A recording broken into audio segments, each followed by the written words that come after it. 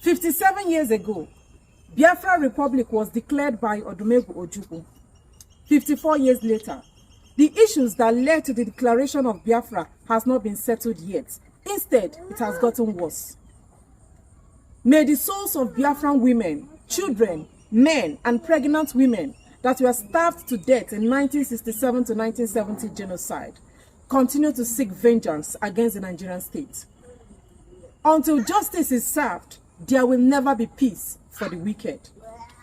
Let it be on record that the genocide General Yakubu Gowon and the Nigerian state committed against the indigenous people shall never be swept under the carpet without repercussion.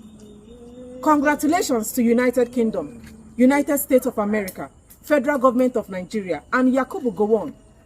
It is 57 years already. 57 years ago, you massacred 5 million innocent men and children to keep Nigeria as one. You wasted 5 million Igbos for the Nigeria you and I are seeing today. But guess what? We are Igbos. We are unshaken. We cannot be broken. We are still here. You marginalized us because you want to make us weak, docile, and scared. You said as far as you breathe, Biafra will remain an illusion. You also said, instead of an Igbo man to become the president of Nigeria, let the rope holding the foundation of Nigeria collapse before your eyes. The creation of Nigeria in 1914 is only but a cost to the indigenous people, and these are the achievements of 1914 amalgamation so far. Lives perished, investments gone, and properties destroyed. Ojukwu knew that a day like this would come. In order to avert the unfortunate incident or for future occurrences, he asked for a restructured Nigeria. A restructured Nigeria that will permit each region to govern themselves and manage their resources while promoting autonomous society that fosters development and the maintenance of indigenous or regional resources geared at improving the lives of the people without external intervention. The Aburi Accord meeting was initially agreed by both parties. Gowon arrived in Nigeria, and the success of the meeting was truncated by Britain, the colonial masters. Ojukwu got frustrated. He declared the Republic of Biafra on the 30th of May, 1967. On 27 January 1968, Biafran currency pounds were printed by Odumegwu Ojukwu and was legal tender throughout the Republic of Biafra. On the 6th of July 1967, the war broke out. On the 13th of January 1970, the war ended and Yakubu Gowon declared or named the war "No Victor, No Vanquish" in order to promote reconciliation and healing, which never happened and never will it happen now. There was no healing, there was no reconciliation, and there will never be reintegration. May the soul of our internal leader, Dim Odumegwu Ojukwu, continue to find peace before God. If you are an Igbo man or woman, be proud of yourself, be encouraged, and always know this: the war has not ended yet. The fight is only getting started. I also want you to know this: the hatred they have for you is your strength, your hope, your voice, and your pride. And these are the reasons. The reasons why every tribe despises the Igbos is contained in this piece. Every tribe, which includes the North, the South, and the West, don't want to have anything to do with the Igbos. They don't want to associate with the Igbos. They don't want you to tag them with the Igbos. The reason is contained in this piece. It will surprise you to find out why the Igbos are the most hated in Nigeria. I know you are very anxious to find out why all the tribes in Nigeria are picking on the Igbos for no justifiable reason. Let's find out. First, the Igbo tribe is a unique tribe in Nigeria and Africa at large.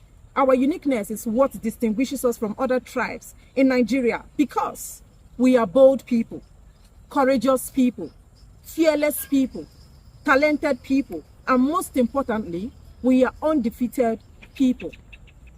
Our women are the most beautiful women in Nigeria and by extension, the whole of Africa. That is why some refer to us as angels that fell from the sky, probably because of our brown and white shining skin color. Our women are too beautiful to a fault and hardworking to the core. That is why men from other tribes in Nigeria always marry from Igbo land. If you want to have rest of mind, marry an Igbo woman. If you want to live long, marry an Igbo woman. If you want to eat good food, marry an Igbo woman. Igbo women are the best when it comes to keeping to the sanity and sanctity of marriage, adhering to the rules and regulations therein. Igbo woman has this natural or magical power of turning a poor man into a wealthy man overnight because she knows how to manage money, she knows how to make money, and she equally knows how to spend money. She carries that grace of knowing how to make money to her husband's house. Igbo woman stays forever with her husband in any condition or situation. For her, it is for better and for worse. Igbo men. As for our men, we have the most hardworking, ambitious, and lovable men from Igbo tribe. In fact, we are dragging our men with the women from other tribes in Nigeria. Every lady wishes to marry an Igbo man. The Igbos produces billionaires than any other tribe in Nigeria. Go and verify. Our beliefs. It is only the Igbos in Nigeria that criticizes their leaders. We throw our useless leaders stones and chastises them for their wrongdoings without hesitation. Our traditional rulers. Our Igwes are not left out of the equation. We ensure our elders speak in the interest of the people and not in the interest of their empty, hungry, bloated stomach.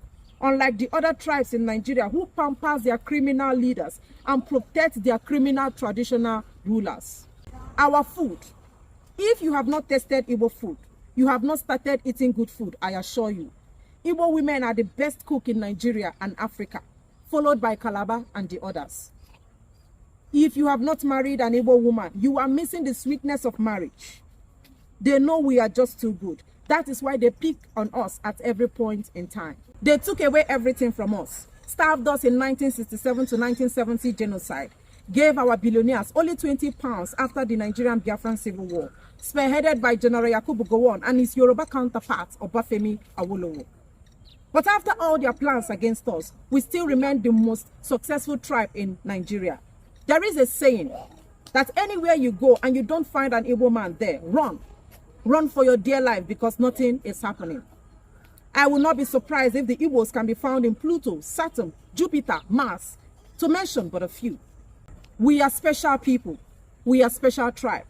We don't look like what we have been through. Anywhere you find the Igbos, give us some accolade and flowers. We actually deserve it and even much more. Igbo man turned desert to a fertile land. Do not underestimate the powerful power of an Igbo man. The other tribes in Nigeria survive with government appointment and government support.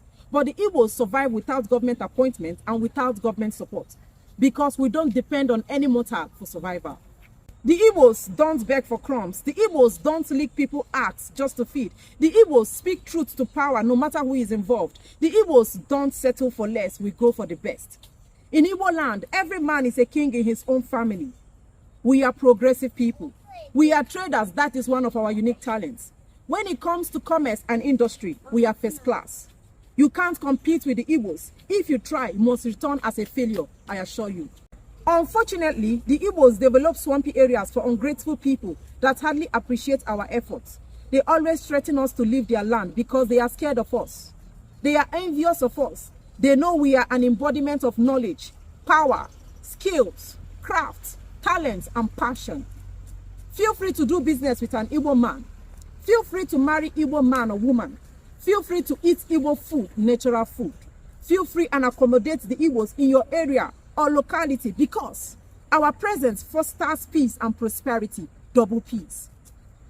Please stop the attack on the Igbos. We are the most hated in Nigeria, yet we develop our host communities. We are the biggest importers and exporters in Nigeria, but they deny the Igbos of seaport, yet it did not stop our movement of becoming the most successful and influential tribe in the whole of Africa. Stop the jealousy, stop the envy, stop the attacks, stop the hate, stop the gaslighting. You can't be like us. You can't taste what was swallowed. You can't survive what the Igbos survived.